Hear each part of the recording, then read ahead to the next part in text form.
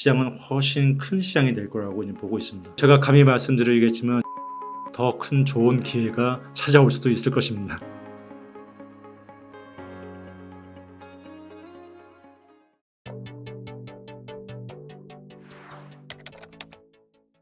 이 책을 출간하게 된 목적은 크게 이제 두 가지입니다. 사람들이 UAM 상용화에 대해서 많이 얘기를 하고 있는데 이게 UAM 상용화에 대해서 너무 작은 개념으로 얘기를 하고 있었습니다. 그러니까 단순히 그냥 이동 개념, 뭐 새로운 또 기체가 등장 이런 개념인데 저는 이것보다는 조금 더 큰 개념이 있는데 그걸 누구도 얘기해주지 않아서 제가 이제 뒤쪽에서 설명을 드리겠지만 스카이버스라고 하는 개념으로 좀 정리를 했고요. 두 번째는 UAM 얘기하니까 사람들이 가장 중요한 게 UAM으로 알고 있어요.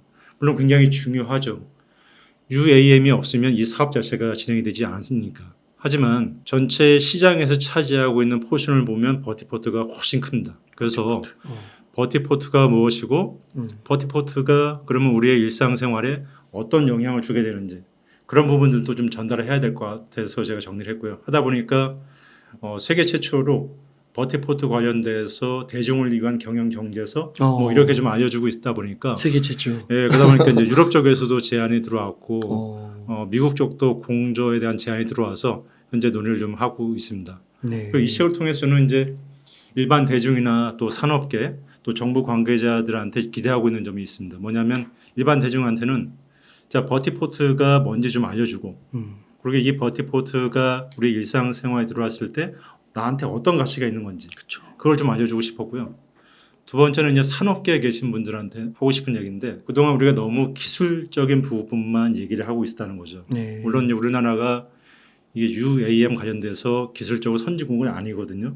그러다 보니까 기술을 개발하기 위한 노력을 하는 건 맞지만 너무 기술에만 이제 집중되어 있다. 이제는 기술도 중요하지만 산업 생태계에 대한 부분을 얘기를 해줘야 된다. UAM이 갖고 있는 산업 생태계가 굉장히 크거든요. 그래서 우리가 좀 이쪽도 이제 얘기를 해야 된다 하는 얘기를 하고 싶었고요. 또 세 번째는 정부 관계자한테 얘기를 하고 싶었습니다. 그동안 이제 항공 우주 분야는 대한민국이 1위 국가였어요. 그러다 보니까 어떻게 하면 선진국을 좀 더 빨리 쫓아갈까 이런 전략을 취했거든요. 근데 이 UAM 시장에서도 똑같은 전략을 취하려고 하는 거예요. 자, 저는 우리도 이 UAM 분야는 모든 분야는 아니지만 특정한 분야에서는 우리도 퍼스트 무버가 될 수 있는데 그걸 왜 포기하고 있니? 하는 얘기를 하고 싶었습니다. 그래서 어떻게 하냐면 전국에 버티포트 인프라를 먼저 구축을 해라 하는 겁니다. 전국에 버티포트 구축 인프라를 먼저 깔게 되면 그 데이터를 통해 다양한 DB가 구축을 될 수 있거든요. 다양한 DB가 구축이 되면 그걸 통해서 새로운 기술이 발전할 수 있는 기회를 또 얻게 되고 또 그걸 통해서 새로운 산업을 창출하고 이게 선순환으로 가는데 지금 너무 우리가 기체만 한정되어 있고 선진국들이 하는 걸 따라가려고 하다 보니까 좀 문제가 있다. 자, 우리가 98년도에 이미 그렇게 했던 사례가 하나 있어요. 98년도에 DJ 정부 시절에 사이버 코리아 21이라는 게 있었습니다. 정부가 주도했던. 그때 뭘 했냐면 당시는 우리가 인터넷 기술이 선진국이 아니었어요. 그런데 전국에 초고속 인터넷망을 먼저 깔아버린 겁니다. 그러니까 전 세계에서 가장 먼저 초고속 인터넷망을 깔면서 인터넷을 할 수 있는 생태계를 먼저 만든 거예요. 그러다 보니까 각 나라에서 기술들이 들어오게 됐고 그게 누적이 되다 보니까 지금 20년이 지난 시점에서 우리가 아직까지는 IT 분야에서 글로벌에서 리딩할 수 있는 분야도 있는 게 그런 역할이거든요. 그래서 정부도 버티포트라고 하는 이런 글로벌 생태계를 먼저 좀 구축을 좀 하고 그걸 통해서 우리도 퍼스트 무버가 될 수 있는 그런 기회를 좀 만들었으면 하는 기대감 때문에 이 책을 출간을 하게 되었습니다. 네, 대표님께서 말씀을 해주시면서 이게 막 스카이버스, UAM, 버티포트 막 이런 용어가 나오는데 사실 이 용어가 좀 다소 낯설게 좀 그렇죠. 느껴지기도 하거든요. 우선은 아까 저희가 너무 그 기체에만 초점을 맞추고 있다라는 거는 그 UAM이 도심 항공수단 그게 기체라고 이해하면 되는 맞습니다. 건가요? 근데 우리가 그 UAM에만 너무 그 포커싱이 돼 있는데 사실 그게 이제 운행을 하려면 그 인프라가 필요하다는 말씀이시죠. 맞습니다. 근데 그게 더 우리가 주목해야 될. 그렇습니다. 그게 전체 산업 생태계가 이제 훨씬 커져야 되는 게 그런 것들이 갖춰져야 산업의 생태계가 이제 만들어지는 거죠. 거기에 출발점이 이제 기체다 보니까 우리가 너무 기체에만 몰입이 돼 있던 거죠. 너무 거기만 우리가 보고 있었던 거군요. 그 대표적으로 조비 같은 거. 맞습니다. 맞습니다. 얘기인데. 네. 근데 그 이해가 더 큰 거군요. 맞습니다. 그래서 오늘 이제 그런 얘기를 제가 좀 설명을 드리겠습니다. 너무 좋습니다. 그러면은 용어를 한번 짚어볼까요? 네. 먼저 그 책 제목 스카이버스가 무엇인가요? 예. 스카이버스라는 단어는 이제 스카이하고 유니버스의 어떤 합성어로 제가 만든 겁니다. 그래서 UAM 상용화를 바라보는 좀 큰 개념으로 좀 이해하시면 될 것 같습니다. 그 대표님께서 만드셨어요? 예, 맞습니다. 새로 만든 용어고요. 네. 이 용어에 대해서 했더니 굉장히 좋은 용어라는 얘기 같은 분야에 있는 분들한테 얘기도 들었습니다. 그래서 그동안 우리가 UAM 상용화를 얘기할 때 이동하는 개념, 하늘 막히지 않는 길을 이동한다. 또 새로운 기체가 등장했다. 이 정도의 얘기만 하고 있거든요. 하지만 실제 그거보다 훨씬 더 큰 개념이 있고 그 개념을 제가 스카이버스라고 만들었습니다. 그래서 스카이버스의 개념을 좀 설명드리면 스카이버스는 크게 이제 두 가지 개념이 이 안에 내포되어 있습니다. 자, 기체가 등장하면서 우리가 인간이 하늘에서 보내는 시간이 이제 기하급수적으로 많이 증가한다는 거예요. 그러니까 1999년도에 국토부에서 발표한 항공교통 이용자 수에 따지면 우리 99년도에 1억 2,336만 명이 대한민국 영공을 이용했어요. 네. 국내 노선과 해외 노선 포함해서. 네. 만약 이 사람들을 1시간 동안 이 사람들이 대한민국 영공에 있었다고 생각하면 1억 2,336만 시간을 공중에서 보낸 거예요. 영공에서. 근데 UAM이 등장하게 되면 이 시간이 어떻게 될까요? 수십억, 수백억 시간이 늘어나는 거예요. 그러면 우리 그동안 인간이 어떻게 경험하지 못한 거예요. 하늘에서 수십억, 수백억 시간을 보내야 되는 시대가 되는 거예요. 자, 그래서 기체보다는 기체를 통해서 우리가 하늘에서 보내는 시간이 엄청나게 많이 늘어나게 된다. 하기에 큰 의미가 있고 두 번째는 그 늘어난 시간이 단순히 이동으로서만 늘어나는 게 아니라는 거예요. 네. 이동을 하면서 땅에서 했던 우리 인터넷이나 컨텐츠 이용하는 것, 쇼핑하는 것, 일, 놀이, 휴식 등등 이런 것들을 하늘에서 할 수 있는 그런 시대가 온다는 거예요. 자, 우리가 무인 자동차 얘기 들어봤잖아요. 네. 무인 자동차 물론 이동하는 데 쓰이는 수단이죠. 네. 하지만 무인 자동차는 어떻게 얘기하면 앞으로 영화관이 되고 앞으로 사무실 되고 앞으로 호텔이 된다고 얘기를 하고 있어요. 네. 마찬가지로 UAM도 그런 역할을 할 수밖에 없습니다. 그래서 제가 지금 말씀드린 단순히 우리가 기체라든지 이동하는 데 중점을 두는 것이 아니라 기체의 등장으로 사람이 하늘에서 굉장히 많은 시간을 보내는 시간이 발생할 수밖에 없다. 네. 두 번째는 그걸 통해서 우리가 하늘에서 뭔가 일을 해야 된다. 활동을. 그래서 이런 개념을 합쳐서 스카이버스라고 개념을 붙였고요. 스카이버스도 1.0 시대, 2.0, 3.0 이렇게 나눠집니다. 그래서 UAM이 등장하면서 인간이 땅에서 하던 모든 일들을 이제 하늘에서 하는 그런 시대를 스카이버스 1.0 시대. 스카이버스 2.0 시대는 이제 스카이 크루즈가 등장하면서 스카이버스 2.0 시대가 시작이 되는 겁니다. 네. 에어랜드 10이라고 해서 10이라고 해서 대형 비행선인데 이 비행선 같은 경우는 이제 26년도에 상용화 예정이거든요. 근데 이 비행선은 한 번 뜨게 되면 5일 동안 내려오지 않아요. 우리 비행기는 그동안 타고 해도 24시간이 아니잖아요. 보통 뭐 10시간이라든지 20시간 길어봤자 내용인데 이 비행선은 한 번 타면 5일 동안 하늘에 떠 있어야 돼요. 그리고 사람이 100명이 타요. 그럼 5일 동안 100명의 사람들이 거기서 하려면 단순히 앉아만 있을 수는 없잖아요. 그렇죠. 우리 먹는 것도 해야 되고 자는 것도 해야 되고 레크레이션도 해야 돼요. 자, 이런 모든 활동이 이제 우리가 하늘에서 시작이 되는 거예요. 그러면 크루즈네요, 크루즈선. 그래서 스카이 크루즈가 되는 거예요. 네, 그렇군요. 그래서 제가 스카이 크루즈란 말도 제가 만든 거예요.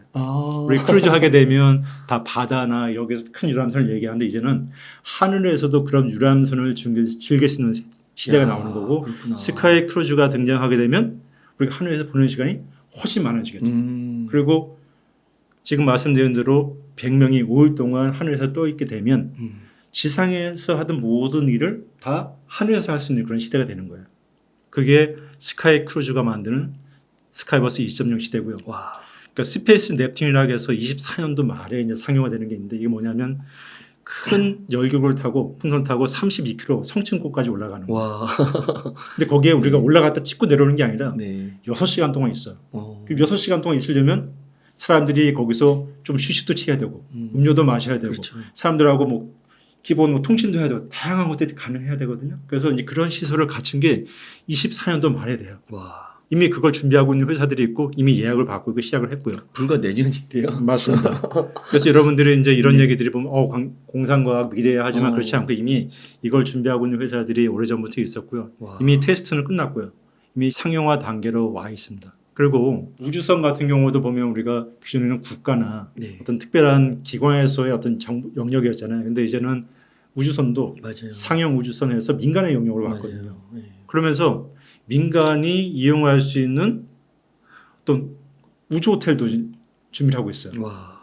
그래서 상형 우주선을 타고 1,900km 상공에 가서 우리가 우주 호텔을 이용하는 거예요. 그런 사업을 준비하고 있는데 이게 우주 호텔 보이저 스테이션이라고 하는 건데 3박 하는 동안 50만 불이기 때문에 굉장히 비싸죠. 5억이네요. 6억. 6억, 지금 요즘 한 7억 가까이 되죠. 네. 네, 굉장히 비싼데 이제 초기에는 그래도 예전에는 수십억, 수백억을 주고 올라갔거든요. 비행 굉장히 싸진 거고 이게 좀 더 시간이 지나고 나면 훨씬 더 가격이 싸지겠죠. 그래서 이미 우주 호텔을 준비하고 있는 회사들이 있어요. 그래서 지금 이런 것들이 미래가 아니라 늦어도 다 27년도까지는 우리가 내가 직접 경험 못하지만 이미 누군가는 경험을 하는 세대가 된다는 거죠. 그래서 전 이제 UAM뿐만 아니라 UAM, 스카이크루즈 또 상형 우주선 이런 게 등장하면서 우리 인류가 이전과는 비교할 수 없을 만큼 많은 시간을 이제 하늘에서 보내게 된다는 거죠. 더 나아가서는 인류의 삶의 터전이 땅에서 지상으로, 지상에서 우주로 확산하는 그런 이제 새로운 변혁기에 우리가 들어섰다. 그래서 이 시대를 전부 다 통칭해서 제가 스카이버스라고 하는 용어를 만들었습니다. 그래서 스카이버스라고 하는 개념들은 어떻게 보면 단순히 또 UAM을 얘기하는 것이 아니고요. 인간이 땅에서 했던 인간의 모든 활동 우리가 이제 지상이나 우주 공간에서 하는 그런 시대를 크게 스카이버스라고 하는 것입니다.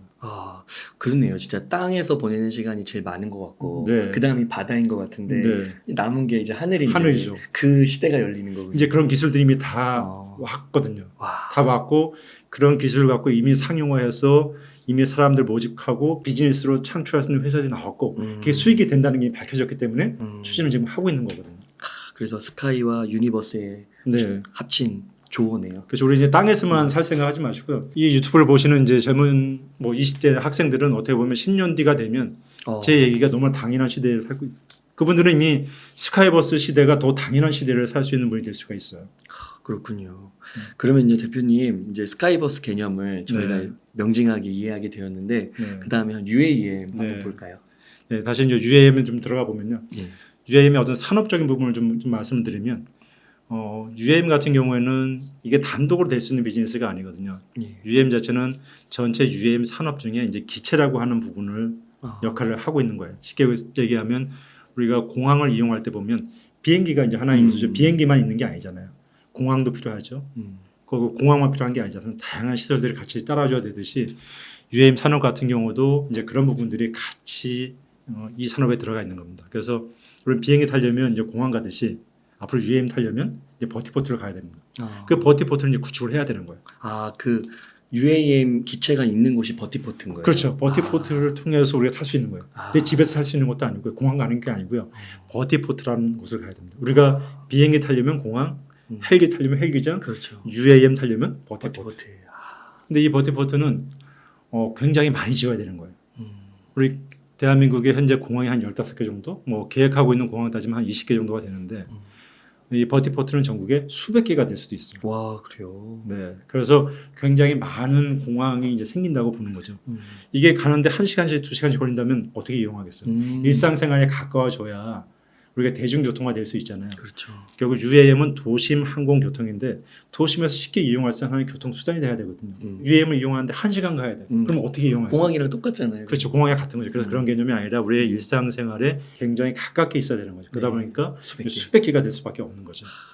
그리고 또 UAM은 300에서 600m라고 하는 우리 하늘길을 정했어요. 공역이라고 하는 건데 이 공역은 날아갈 때 그걸 누군가 관제를 해줘야 되거든요. 그 관제를 누가 해주지? 하는 역할도 해야 되고 또 운항 정보에 대한 거기에 대한 그 기체가 어떤 게 날아가고 있고 현재 기상 날씨가 어떻고 등등의 정보를 계속 정보를 또 제공해 줘야 돼요. 또 교통의 흐름도 얘기해 줘야 되고 또 비행 계획에 대한 승인도 내려줘야 되고 또 항로가 이탈되면 모니터링도 해줘야 되고 이런 역할을 해줘야 되는 게 이제 PSU라고 해요. 그래서 Provider of Service for UAM, UAM 서비스 제공자. 이런 역할을 해줘야 이 기체가 날아가는데 이상이 없는 거야. 또 우리 비행기를 탄다고 하면 거기는 대한항공이나 아시아나 뭐 LCC 같이 운항 사업자가 있잖아요. 마찬가지로 UAM도 운항 사업자가 필요한 거예요. 기장이 있으니까. 또 통신 사업자도 필요합니다. 그리고 MRO라고 하는 기체 정비 서비스 당연히 필요하고요. 그리고 지금 초기에는 아니지만 이제 시장이 조금 성숙되면 우리가 지금 택시를 어플로 부르듯이 플랫폼 서비스를 해서 UAM을 부를 수 있는 그런 사업자도 나중에 필요합니다. 또 기상 정보 제공자. 와. 지금 우리가 기존의 기상 정보는 다 1km 이상의 기상 정보였어요. 근데 UAM은 300에서 600을 날아가는데 기상 정보 제공해 줄 데가 없어요. 그런 기상 정보를 제공해 주는 사업자도 또 필요한 겁니다. 또 당연히 여기는 이제 UAM은 EV토이기 때문에 일렉트릭이거든요. 전기 배터리 사업자 당연히 필요하겠죠. 또 여기도 중요한 보험 사업자. 보험 사업자들도 이제 이게 하늘 날아다니다 보니까 혹시 사고 나거나 할 경우에 일반 뭐 자동차보다 더 큰 사고가 될 수도 있거든요. 당연히 보험 사업자도 필요하겠죠. 그래서 UAM이라는 거는 이렇게 단순히 하나의 기체뿐만이 아니라 이런 다양한 것들이 다 합쳐져서 하나의 산업으로 형성되는 거기 때문에 여러분이 생각하는 것보다는 훨씬 큰 크다. 그런 비즈니스라고 생각하시면 되고요. 또 하나의 특징이 전 세계적으로 이렇게 큰 비즈니스가 특정 한두 나라가 아니라 거의 전 세계 한 100개국 이상이 동시에 진행되는 비즈니스가 여태까지 없었어요. 전 세계 나라가 거의 24년도, 25년도에 한 100여 개의 국가가 동시에 상용화를 하겠다고 지금 준비를 하고 있는 그런 산업입니다. 엄청나게 큰 산업이죠. 와, 진짜 말씀만 들어도 진짜 엄청나게 복잡 다단하고 수많은 플레이어들이 등장할 네. 것 같고 네, 그런데요. 맞습니다. 와, 돈이 완전 진짜 이쪽으로 막 몰릴 것 같은데요. 전기차처럼. 그렇죠. 이제 전기차 얘기를 하셨으니까 제가 테슬라 얘기 잠깐 드리면 네. 테슬라가 어떻게 보면 그 전기차 어떤 혁명을 불러왔던 회사고 굉장히 많은 투자가 이루어졌죠. 그런데 그 조비라고 하는 UAM 기체 회사가 투자를 받은 게 테슬라가 상장하기 이전에 받은 것보다 더 많이 받았습니다. 10억 불 이상. 이게 전 세계 처음이거든요. 그래서 이 시장에 대한 전 세계 관심도가 어느 정도인지 알 수 있고요. 와. 항공업계 내에서도 항공업계가 어떻게 보면 굉장히 첨단 같지만 굉장히 보수적이었거든요. 그래서 이제 누구는 50년, 누구는 100년 이내에 항공업계에서 가장 큰 혁명이다. 와. 그렇게까지도 얘기를 하고 있습니다. 그러니까 그 땅에서 전기차의 그런 혁명처럼 네, 어떻게 보면 이제 하늘에서 스카이버스 혁명이 일어나는 거네요. 그렇죠. 이제 땅의 혁명은 여러분들 우리가 땅의 혁명은 엔진이 배터리를 바뀐 겁니다. 막히는 길을 그런다고 더 빨리 가거나 그렇죠. 예를 1시간짜리 가는 걸 내가 1분에 갈 수는 없어요. 맞네요. 10분에 갈 수는. 하지만 UAM은 막히지 않는 길을 가는 거야. 하늘길을. 네. 그럼 100km를 가더라도 우리가 10분, 20분에 갈 수도 있거든요. 그건 혁명이죠. 네. 자동차는 혁명이 아니라 기술이 좀 바뀐 거죠. 저는 그렇게 봅니다. 그렇군요. 그러니까 요즘에 SK텔레콤 네. 광고 보니까 이렇게 헬기가 날아다니는 그렇죠. 요즘 그거 얘기하시는 분이 많아요. 그런 것처럼 되는 거군요. 맞습니다. 와, 그 하늘에 막 점점 더 많아지던데요. 그렇죠. 앞으로 이제 많아지게 되고요. 그러면서 그런 부분들은 이제 사람들 초기에는 신기할 수 있지만 또 이게 또 너무 많아지게 되면 나한테 좀 좀 불편한 거 아니야? 우리 문제되는 거 아니야? 그쵸. 하는 그런 사회적 수용성도 있습니다. 그래서 그런 것들 때문에 논의되고 있는 게 야, 초기에는 우리가 UAM이 도심이니까 도심에 운항한다고 했는데 네. 도심에 한다고 지금 말씀하신 대로 갑자기 어느 날 하늘에 막 100대 막 날아가요. 맞아요. 그러면 무서울 수 있잖아요. 떨어지는 거 아니야? 떨어지는 거 아니야? 제가 어떻게 되는 거 아니야? 등등. 그래서 처음에 이 이름 자체가 이제 어반 에어 모빌리티에서 우리가 도심 항공 교통을 시작이 됐지만 야, 처음에 도심 할 때는 좀 우려스럽지 않아? 물론 이제 굉장히 안전도가 높은 기체거든요. 10억 분의 1 정도의 확률로서 엔진이 고장날 확률이기 때문에 항공기와 같은 수준이야. 굉장히 안전도가 높아요.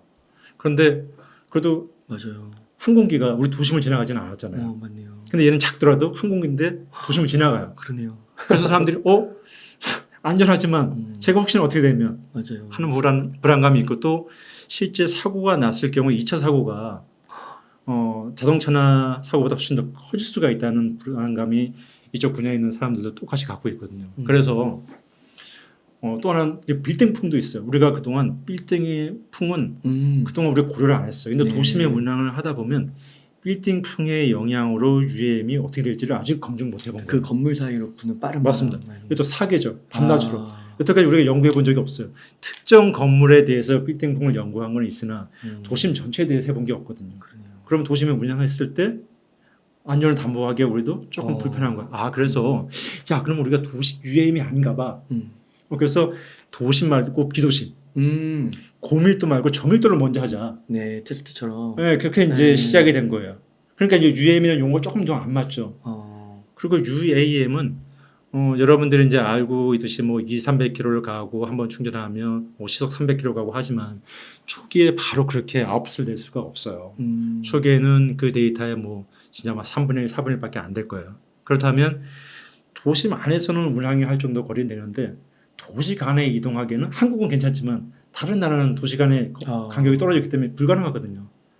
그래서 이걸로는 안 되잖아. 그래서 나오기 시작한 게 이제 하이브리드 eVTOL이라는 개념이 나오고 eSTOL 개념이 나오고 시작한 거예요. 이건 뭐냐면 이제 RAM, Regional Air Mobility. 도심 간에 이용하는 걸 어반을 할 수는 없잖아요. 그래서 Regional Air Mobility에서 RAM인데 RAM은 UAM 같은 eVTOL이 아니에요. 수직 이착륙기가 아니라 하이브리드 eVTOL 또는 우리가 eSTOL이라고 얘기를 해요. 그래서 하이브리드 eVTOL은 뭐냐면 전기 모터도 있고 엔진도 같이 갖고 있는 거예요. 그 다음에 이제 eSTOL은 뭐냐면 Electric Short Takeoff and Landing이에요. 50m에서 100m의 활주로만 있으면 기체가 이착륙할 수 있는 거예요. 기존에 왜 비행기는 활주로가 몇 킬로가 돼야 됐잖아요. 그렇죠. 근데 이제 eSTOL은 지금 한 50m에서 100m 사이면 이착륙할 수 있는 거예요. 그럼 얘가 갖고 있는 장점이 뭐냐? 하이브리드 eVTOL과 eSTOL은 항속 거리, 그 다음에 최대 속도, 탑승객에서 eVTOL보다 두세 배 이상의 스펙을 갖고 있어요. 그러면 자 뭐를 선택하겠어요? 좋은 거 선택. 하이브리드나 eSTOL이 앞으로 더 성장할 수밖에 없죠. 근데 그동안 왜 관심을 못 받았냐면 eVTOL이라고 하는 UAM이 먼저 시장에 나오기 시작했고요. 그걸 알리기 시작했고 또 이름 자체가 UAM이라는 개념이 계속 오랫동안 정착을 했어요. 그러다 보니까 이제 이런 RAM이나 이런 기체에 대해서 등한시했고 한 건데 실제는 이런 RAM 부분, 하이브리드 eVTOL이나 eSTOL이 앞으로 시장을 더 리딩할 수 있어요. 그래서 이후에 이제 FAA나 나사도 기체들이 이렇게 계속 발전하고 있는데 이걸 계속 UAM 용어로 쓰기는 안 맞잖아요.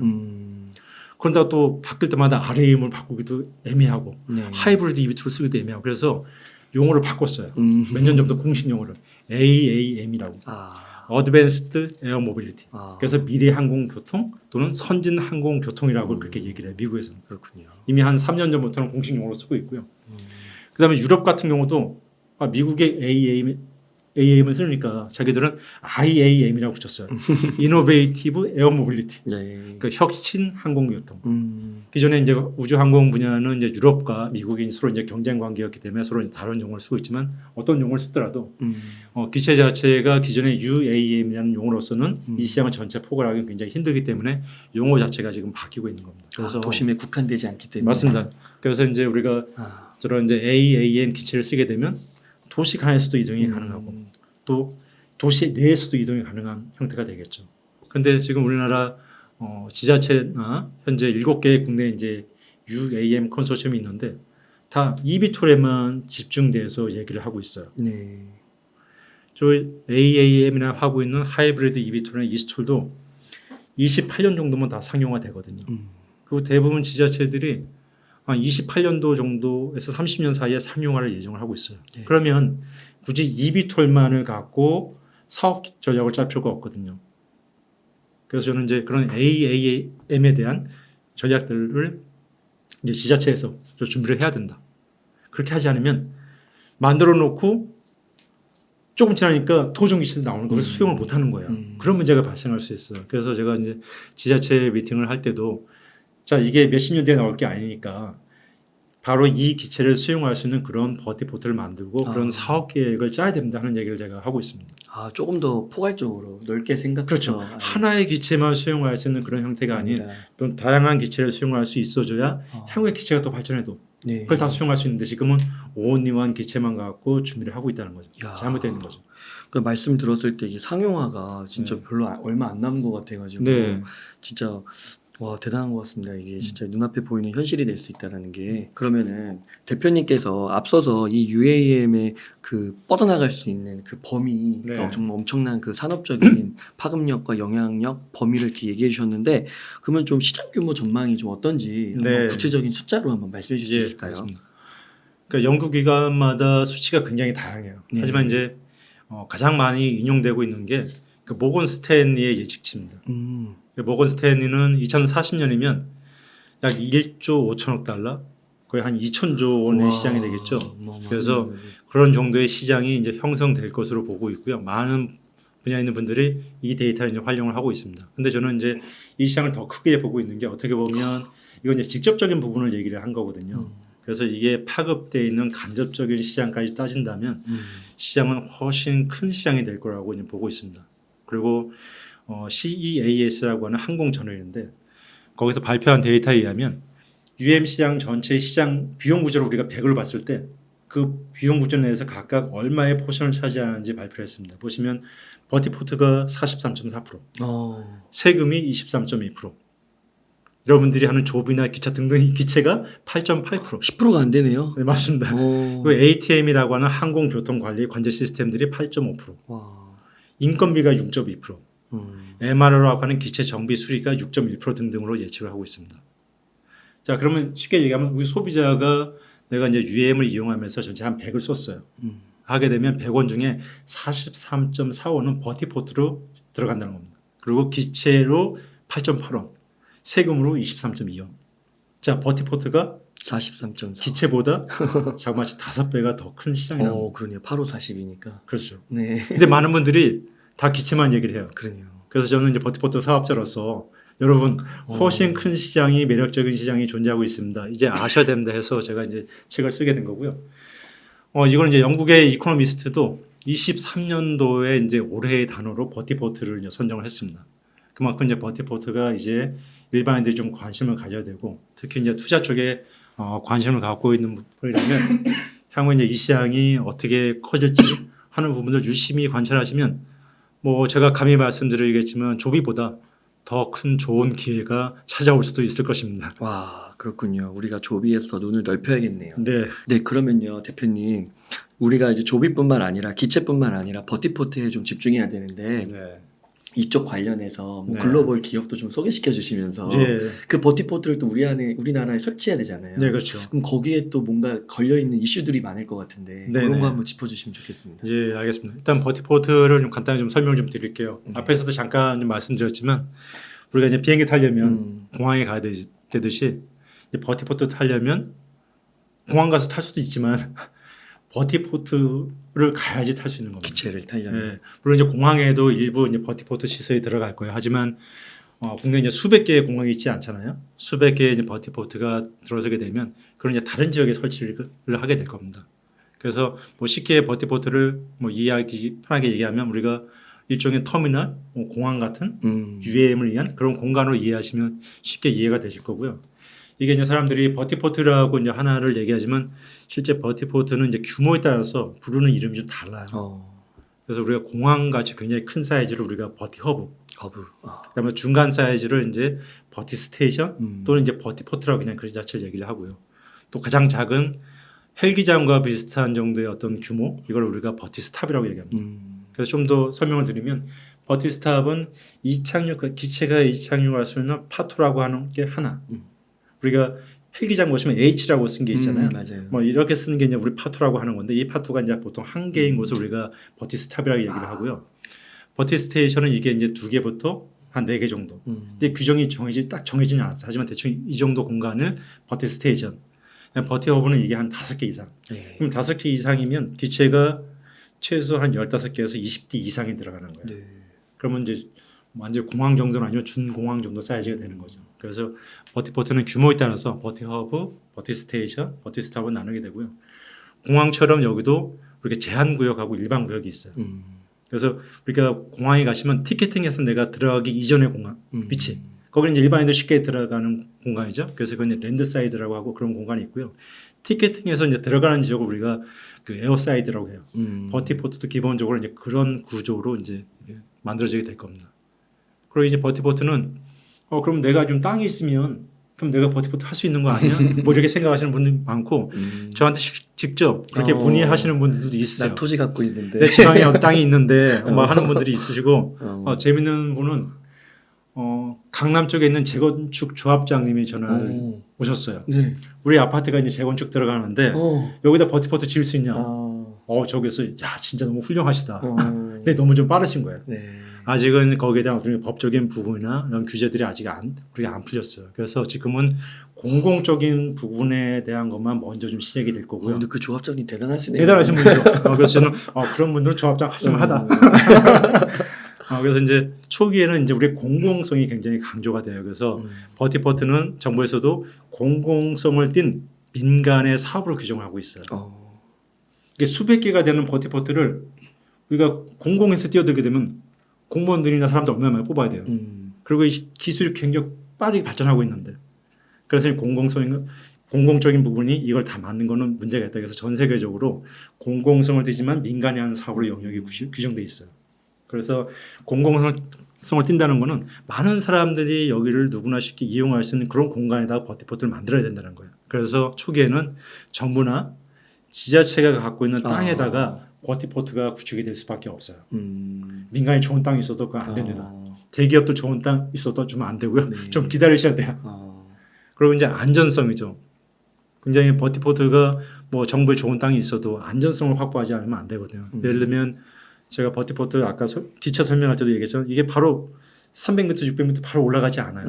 기체가 일정 부분에 어떤 천의 비행을 하게 되고 1.2km를 날아가는데 한 150m밖에 못 올라가요. 아, 이게 약간 계단식으로. 네, 맞습니다. 그렇게 되면 결국 1.2km 이내에 150m 높은 건물이나 다른 게 있게 되면 안전성을 해치게 되는 거예요. 그럼요, 그렇죠. 그래서 이제 그런 조건을 갖춰야 되는 거고요.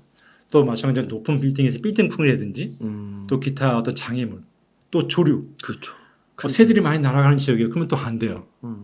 그다음 또 이제 갔더니 밑에 건물들이 너무 많아요. 높진 않지만 그럼 2차 사고의 피해가 있겠죠. 등등 이런 부분들은 이제 우리가 안전성 측면에서 일단 좀 제외를 하는 거죠. 또 이제 편의성이 돼야 돼요. 편리성. 이거 보니까 너무 멀어. 이런 조건을 갖추면 너무 멀어요. 차 타고 가는데 뭐 1시간 걸려요. 차에 공항 가고 말지. 그래서 우리가 대중교통이나 또는 쉽게 걸어서 이용할 수 있는 것. 그래서 많은 이용객들이 이용할 수 있는 또 편의시설을 갖춘 것. 이런 편리성을 갖추어야 버티포트를 써 어떤 자격이 있는 겁니다. 또 수용성입니다. 이런 조건이 다 갖춰졌는데 지역 주민들이 수용하지 않아요. 나 제가 떨어질지 모르고 또 어떻게 불안해요. 그렇죠. 그래서 주민들이 반대해요. 맞아요. 하게 되면 또 할 수가 없어요. 그러면 이런 조건들도 맞춰야 되고 또 환경 문제도 뭐 예를 들어 소음 문제 등등 뭐 소음 자체는 어떻게 보면 기체 하나는 65데시벨 정도밖에 안 되기 때문에 우리가 보통 사무실 정도 소음 이렇게 얘기하고 있지만 이게 하루에 뭐 100대 이상 뜬다든지 하게 되면 약간 소음 부분이 또 발생할 수밖에 없거든요. 그래서 이런 어떤 지역 주민들의 어떤 수용성 부분들 이런 것들도 굉장히 크게 고려할 수밖에 없고요. 또 이제 수익성이죠. 사업자 입장에서 이게 다 갖춰져도 수익성이 안 나오면 지속적으로 사업을 할 수가 없겠죠. 등등 이런 어떤 사업이 수익성을 낼 수 있는 부분들 이런 것들 종합적으로 고려를 해서 버티포트가 이제 구축이 되는 거고요. 그래서 현재 국내에서는 이제 공항이라든지 그다음에 이제 철도용 또 지자체나 정부가 갖고 있는 공간들 이런 공간들을 활용해서 버티포트를 구축하려고 하는 노력들이 지금 진행이 되고 있고요. 또 이 시장은 좀 안타깝게도 전 세계에서 우리나라가 아직까지 이렇게 명함을 내밀 정도 수준이 안 돼요.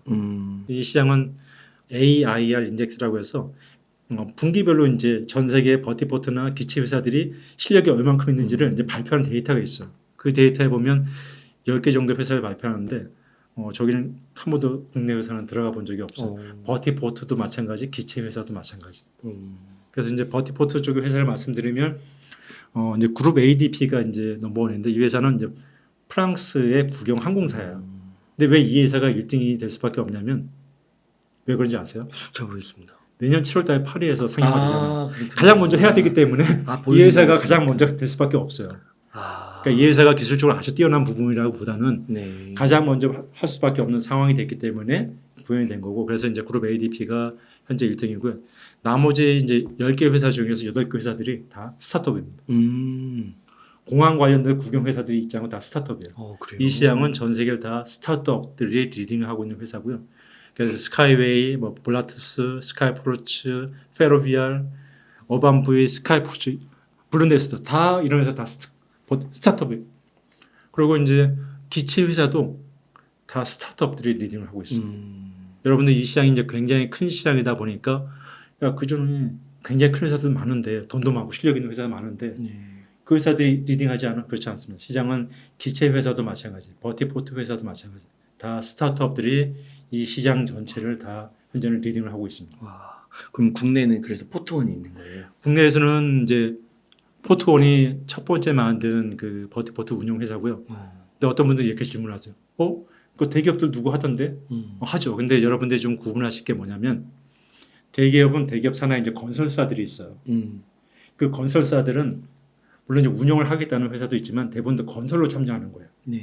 버티포트 건설을 하게 되면 2, 3년 만에 수익이 나는 구조가 되는데 운영을 하게 되면 이건 몇십 년 동안 수익을 내는 구조예요. 기존의 건설사의 수익 구조하고 맞지가 않아요. 그래서 이제 많은 분들이 어느 대기업에 누가 참가한다는데 맞아요. 하지만 대부분은 이제 건설 부분에 매력이 있기 때문에 이제 참가하시는 거고 저희 같이 순수하게 운영 사업자로 참가하고 있는 스타트업들은 없는 상황이고 저는 그래서 이제 국내에서는 잘 인정을 못 받아서 저는 이제 해외 기업들하고 이제 여기 글로벌 탑10에 들어있는 기업들하고 같이 컨소시엄을 맺어서 국내에 들어와서 이제 활동하려고 하는 그런 준비를 하고 있는 회사입니다. 아, 그러시군요.